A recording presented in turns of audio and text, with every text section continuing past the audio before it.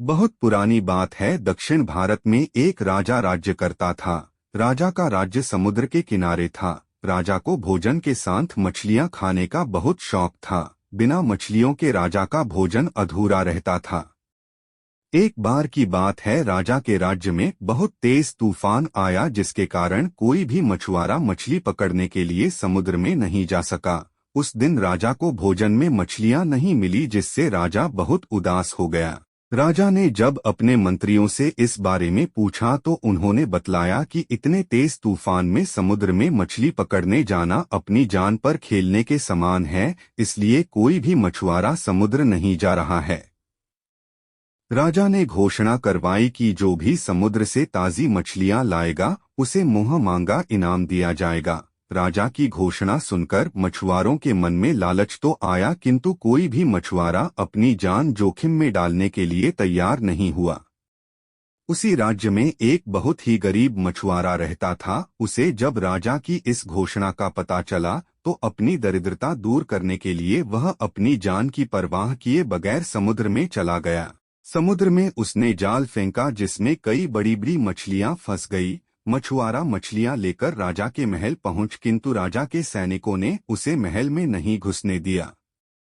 राजा के एक खास मंत्री ने मछुआरे को ताजी मछलियों के साथ देखा तो मछुआरे को अपने साथ राजा के पास ले जाने के लिए तैयार हो गया। मंत्री जानता था कि राजा मछलियां देखकर बहुत अधिक प्रसन्न होगा और इसके बदले मछुआरे को बहुत सारा धन देगा, इसलिए उसने मछुआरे के समक्ष एक शर्त रखी कि जो भी इनाम मिलेगा उसका आधा हिस्सा मंत्री अपने पास रखेगा। मछुआरा मंत्री की बात मान गया और मंत्री मछुआरे को लेकर राजा के पास पहुंचा। मछुआरे के पास ताजी ताजी मछलियां देख राजा बहुत खुश हुआ। राजा ने मछुआरे को मुंह मांगा इनाम मांगने के लिए कहा। मछुआरा राजा से हाथ जोड़कर बोला, महाराज, मुझे 20 कोड़े मारे जाएं।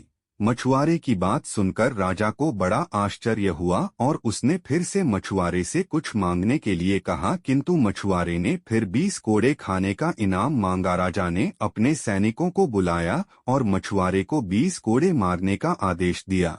सैनिकों ने मछुआरे को कोड़े मारना शुरू किया। 10 कोड़े खाने के बाद मछुआरा राजा से बोला, महाराज, मुझे आप जो भी इनाम देंगे उसका आधा हिस्सा मुझे मेरे हिस्सेदार को देना पड़ेगा, इसलिए बाकी के 10 कोड़े मेरे हिस्सेदारी को दे दिए जाएं।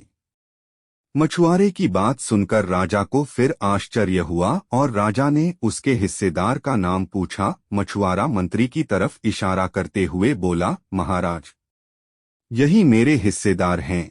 इन्होंने ही मुझे आपके पास लाने के बदले प्राप्त इनाम का आधा हिस्सा मांगा है। राजा ने मंत्री की ओर देखा तो मंत्री ने शर्म से अपना सर झुका लिया। राजा ने आदेश दिया कि बाकी की 10 कोड़े मछुआरे के हिस्सेदार को मारे जाएं। सैनिकों ने राजा के आदेश पर मंत्री को 10 कोड़े मारे। राजा ने मंत्री को उसके लालच के कारण अपने मंत्री पद से हटकर राज्य से बाहर कर दिया और मछुआरे को बहुत सारा इनाम देकर विदा किया। शिक्षा। राजा और लालची मंत्री की कहानी से हमें शिक्षा मिलती है कि लालच में आकर कभी भी किसी को अनावश्यक रूप से परेशान नहीं करना चाहिए।